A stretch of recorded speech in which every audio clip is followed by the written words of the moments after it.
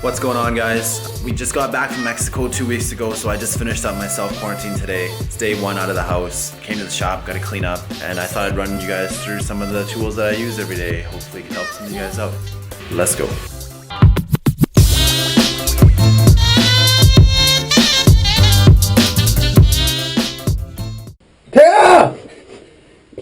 Alright guys, so this is my setup. It's a lot cleaner right now than it usually is during a day of work. It's COVID, so I've just been in here cleaning. I'm gonna run through this video as if I was doing a haircut, and then that way you guys can kind of see step by step what I use. So first things first, just black spray bottle. It's the regular non-misting. I tried those misting ones before and I didn't really like it. I just stick to the normal regular spray bottle. Good saturation. Next is my combs. So I got the Wahl Clipper comb. I like this comb a lot. It's just the right width. I find it lines up to about a 1.5, depending how much pressure you're applying to it on the head. Then I got my YS Park. Got 2 YS Park combs, 339, so it's smaller. You got your fine side, and then I call this a medium fine. Then I got I don't know which one this is, but it's also YS Park. This one's got the wider side on this side, and it's fine. Very comparable to the other side, fine as well. This is my favorite comb. I got this one in a white as well. But this is so nice when you're just working through hair, and then this part, when you're actually about to cut, good equal tension. And then this is awesome for sectioning right here. I got some shave gel, in case I ever need it. So next thing, to my clippers.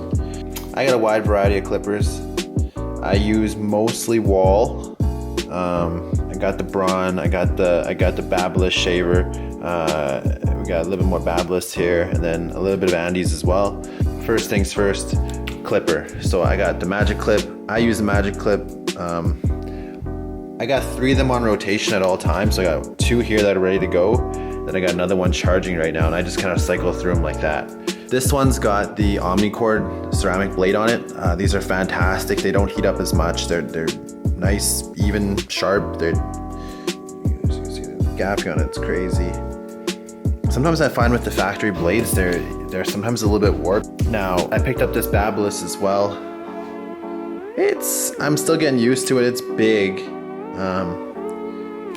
powerful.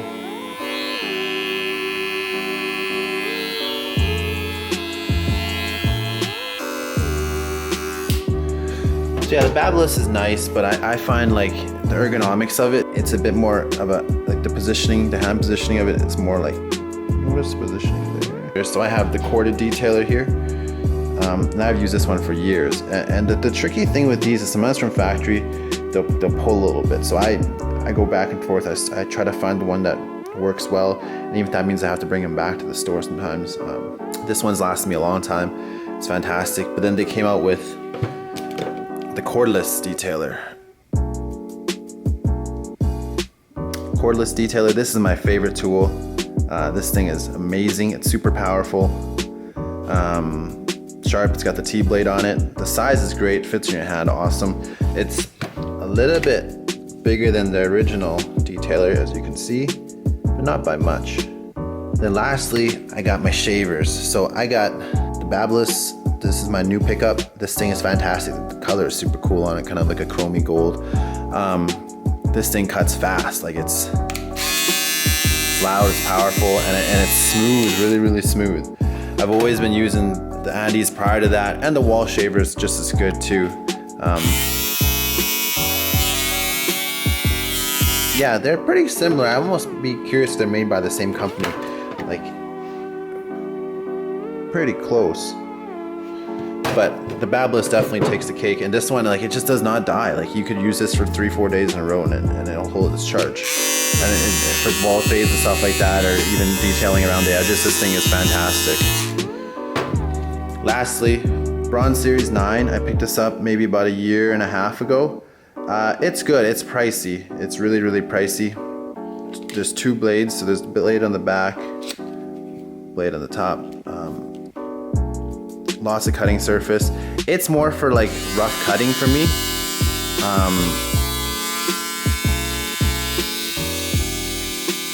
pricey. It's pretty loud too. It'll take down hair that's pretty long. Like I've used this up to even a 1 guard before, whereas, you know, with these guys, you're gonna have to go down to almost double first. This thing is amazing just to blast through anything, but for detail work, anything that's, you know, requires a bit more moving around and maneuvering, this definitely wouldn't be the job. But for just quick and easy blasting hair off someone's head, this is definitely the go-to, but it is pricey. It's probably double the price, maybe even triple the price of your average shaver. Guards, I'm using the Wahl premium guards. They got the metal clips on the back. That's your Wahl case. I got my half in there, my 1, and then so they got the number system on the side. I just don't follow that. And then it goes up to 6. You never really end up using the 6s, but Fender hand neck brush. This thing's pretty awesome. It's a bit rougher than say your traditional neck brush, but this thing is nice for getting all that hair off. And this I find is just kind of finishing touch. I'll come back to the clippers too. The reason why I've always liked Wahl over, say, like fast feeds or the masters and stuff is I started off using Wahl, and the ergonomics of it is fantastic. To be able to hold it, they're lightweight. You got a good grip on it like this, easy to use. Some clippers, you gotta hold it like this too much, or you gotta hold it all the way up like this, and it's just, or they're too heavy. This one I find just a perfect size and angle. Lastly, we got the blow dryer. I use the Dyson. This is my second one actually. My first one broke. The resistor was broken on it, thermal sensor resistor or something like that. So they actually sent me another one. And this is the Gen 2, I believe, maybe even the Gen 3.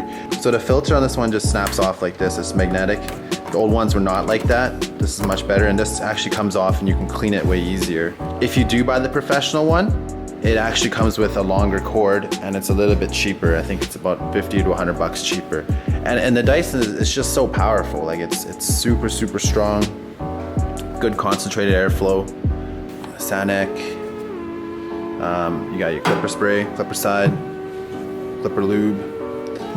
And so how I set my station up is essentially I got all my finishing stuff on the top here. You got barber side in here.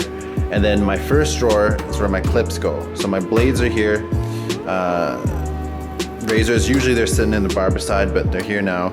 Got my clips, brush, and then obviously used razors would go in the bucket.